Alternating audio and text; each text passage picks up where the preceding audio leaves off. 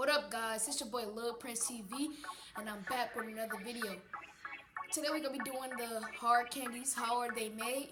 And look at my candies I got. I got the candy. I got the hard candies, the blow pops. I got, man. My birthday coming up in 4 more days, and I will be posting on my birthday. I will be posting my presents, my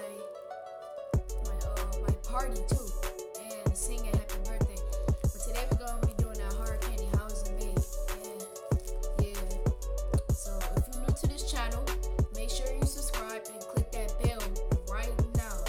I'll give you some time.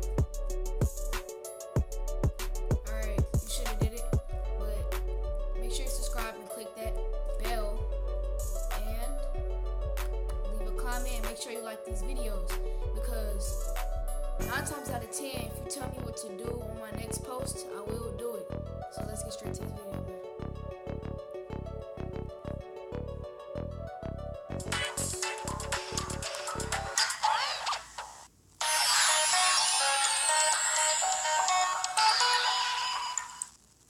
They come in different colors, different shapes and sizes, in flavors ranging from fruity to minty, from tart to tangy.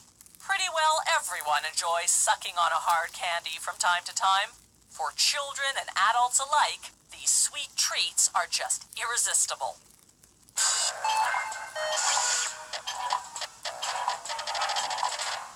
Our love of sweets goes back to the caveman, who delighted in eating honey from beehives.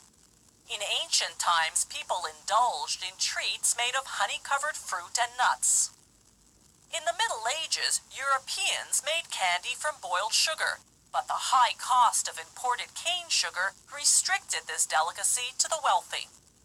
Candy finally became affordable for the masses in the 1800s with the discovery of a new and domestic source of sugar, the sugar beet.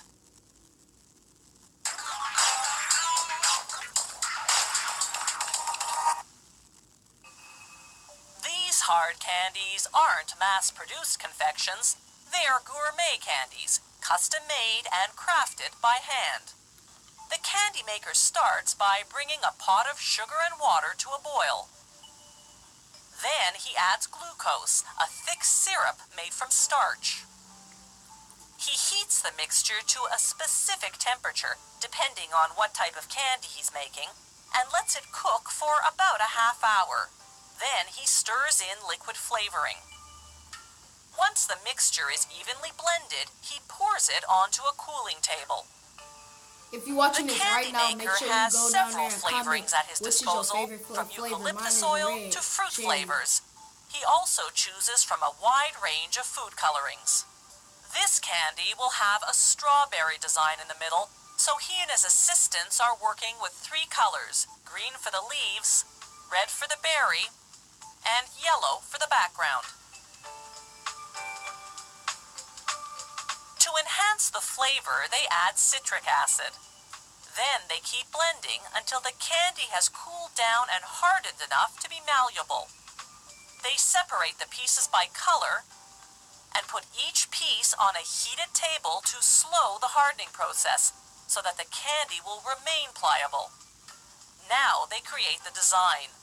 They form various shapes and sizes and, like a puzzle, put the pieces together to make a jumbo version of the candy design.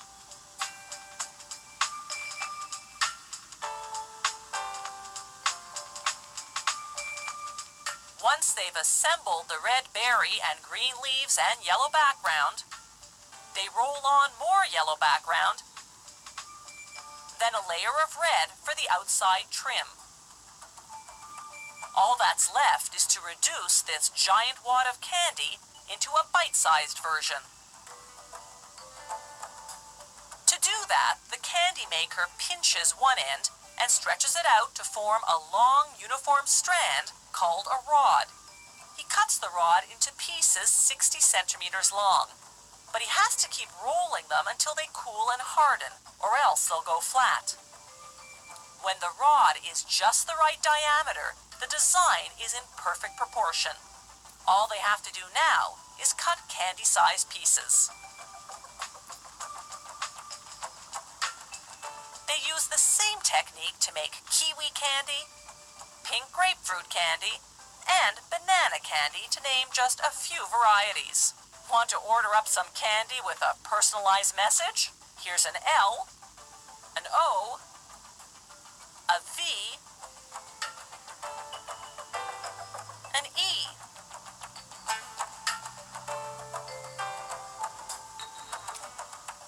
A Y, O, and U.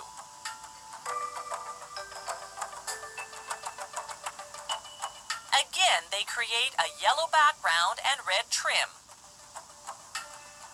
Then it's more pinching, pulling, rolling, and cutting until the rods are down to just the right size.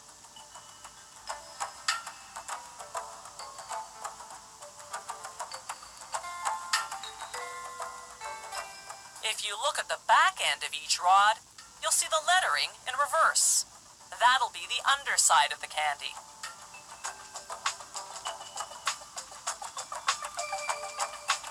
When the raw candy comes off the cooling table, it's transparent.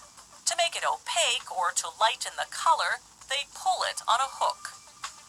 Here they intertwine two colors and feed the rod through a special machine that forms bands of pillow-shaped candies. After cooling, they simply break them apart by hand. If you're no sucker for hard candies, no problem.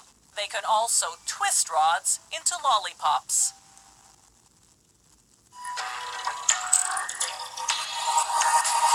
If you have any comments about the show, or if you'd like to suggest topics for future shows, drop us a line at www.howitismade.net.